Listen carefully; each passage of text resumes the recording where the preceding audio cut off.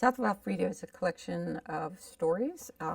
Has to do with the nature of relationships, of course, because short story writers tend to write about that. My stories deal with emotions and understanding those emotions, dealing with loss, all the stuff that people really love to read about.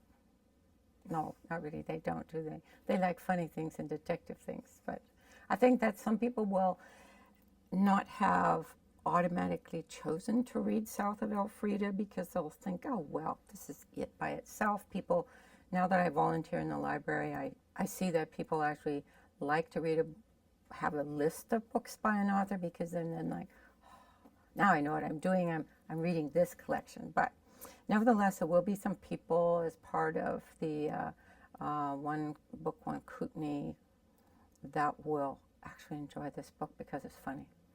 I love short stories also, but some of them just don't feel finished to me, and that annoys me because the art used to be kind of to leave people hanging. What happened at the end? Well, I want people to know what happened at the end because I like a story, and a story has a narrative arc.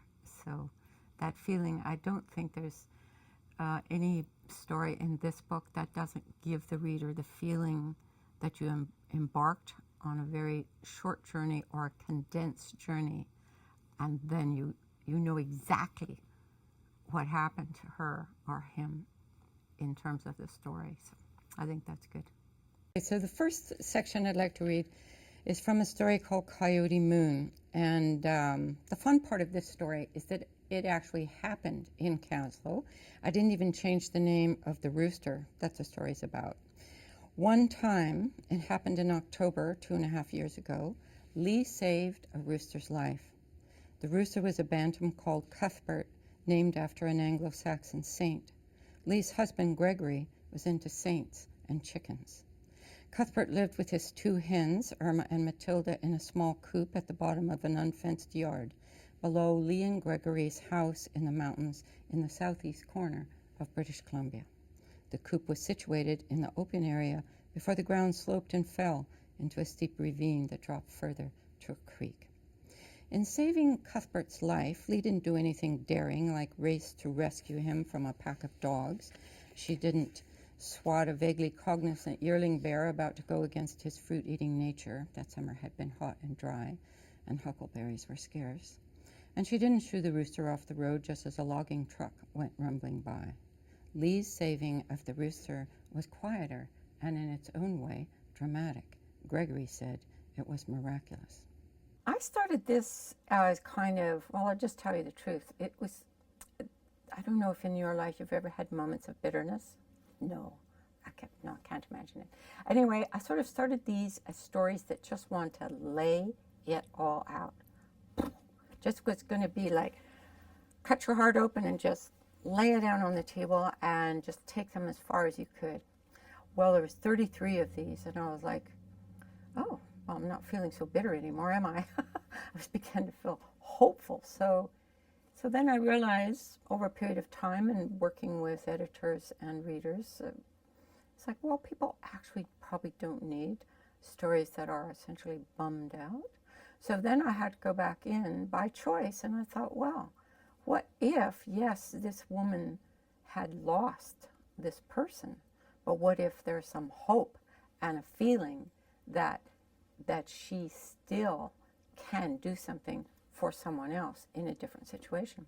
So it was a great joy.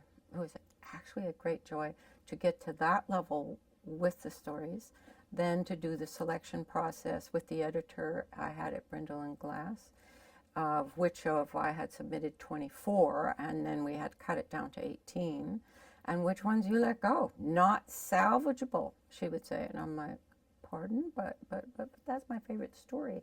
So then you'd have to go in there as a writer and say, okay, what does this very intelligent person need to know that I have left out? Because I know it.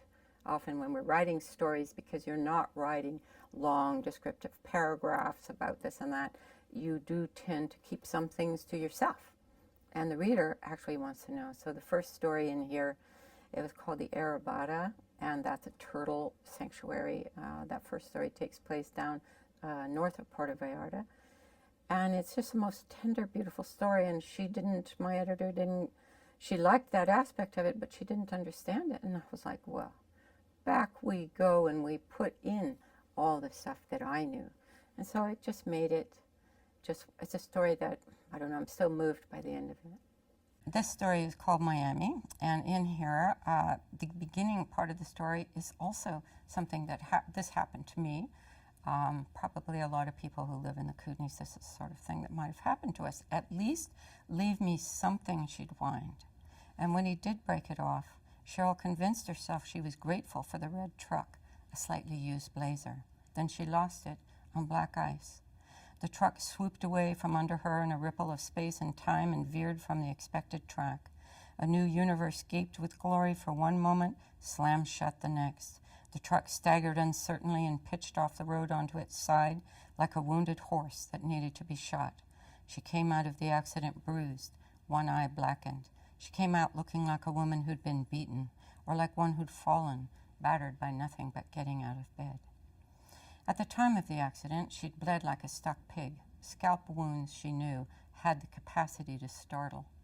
The ambulance guys put her in the back with the gurney.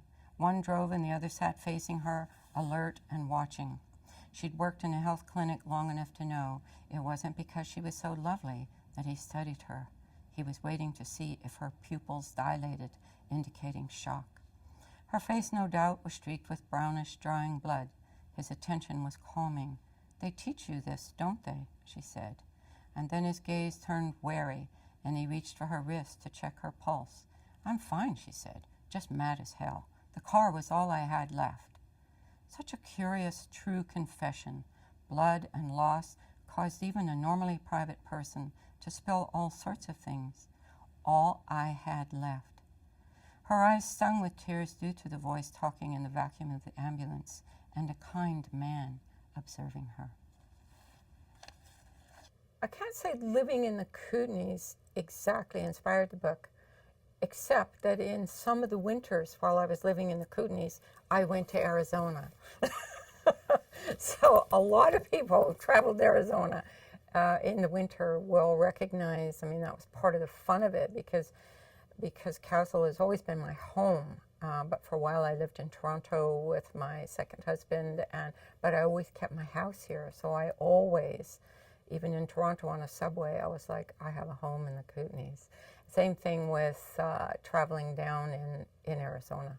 So it was kind of it was good time, it was a good experience. I have arthritis, and there is nothing quite like the Sonoran Desert to help you in the winter. So, so the stories generally take place there, although many of the characters in the stories come from British Columbia and might even come from the Kootenays.